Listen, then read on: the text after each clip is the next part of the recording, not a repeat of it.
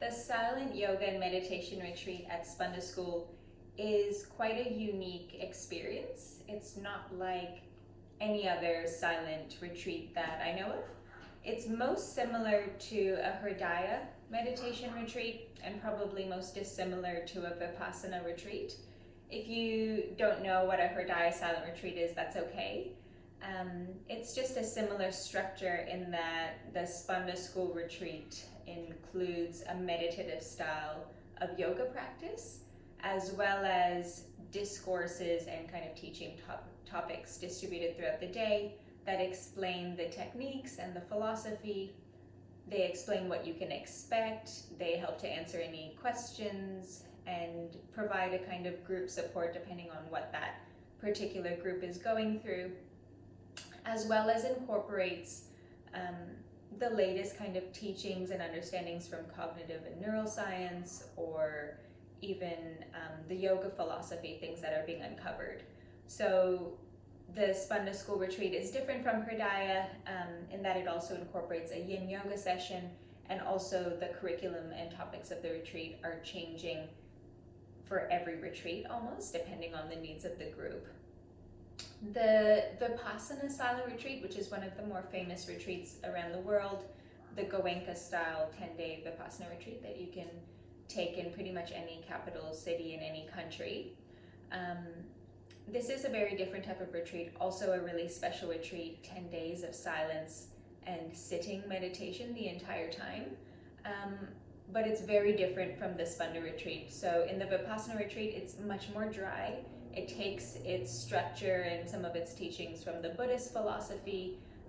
So really early morning meditations, long silent sittings, no eating after 12, and taking the Buddhist precepts, the 5 precepts. But the main difference is probably the lack of yoga as well, and the lack of the teaching topics. So in the Vipassana retreat, at the end of each day, there's 1 hour of a movie projected of Goenka giving a teaching. Goenka is no longer alive. And the teachings are about Buddhist philosophy and about the Vipassana technique.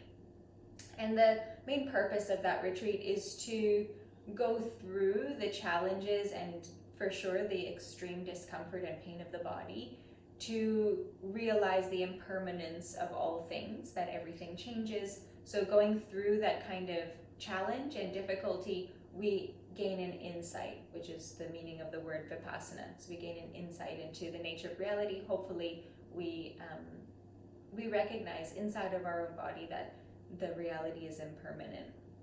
In the Spanda School retreat, the purpose is much more different. It's more of a yin approach, it's more of an embodied approach, and it's a heart-based meditation technique predominantly. So the purpose is to gain an insight, gain a realization, gain a direct experience in your body of the joy of being. So it's much more about being relaxed, being nourished, and gaining well-being in that way. And also it's unique, I'm a little bit biased towards these retreats. I think they're really unique in that they're always changing, and they're the most relevant and efficient topics and practices that I could possibly come across. So if there was anything that I could see to be more efficient, I would incorporate it in there. And in the Vipassana retreat, it's the same retreat that's been practiced for decades, and it doesn't change. It's kind of like almost like a franchise. It's the exact same process and the exact same retreat, the exact same videos every single time.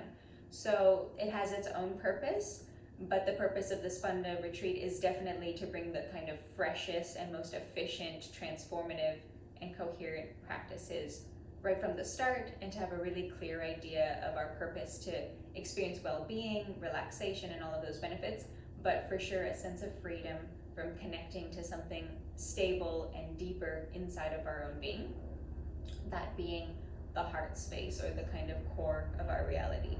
So there's a pretty extensive metaphysic and philosophy that go alongside the retreat, but on a practical level, it's really about, as quickly as possible, experiencing as much nourishment, as much rest, as much insight and clarity as possible. So we hold the silent retreats at Spanda in a couple of different locations. The ones in Australia are held in Margaret River, on a really beautiful bush block, and the overseas retreats are having different accommodations. So if you have any questions about the different styles or the different locations of the retreat, they vary a little bit differently. Otherwise, they're in either a 4 or 7 day format, as quickly as possible, trying to give the best results possible. So if you're interested and your interest has been piqued by this video, which I hope it has, please ask us questions about the retreat, and you're welcome to fill out an application form to see if you'll be suitable. It's definitely a gentle, more feminine and yin style retreat at Spanda School, with the morning and evening yoga practices and the delicious food and the kind of comforting environment.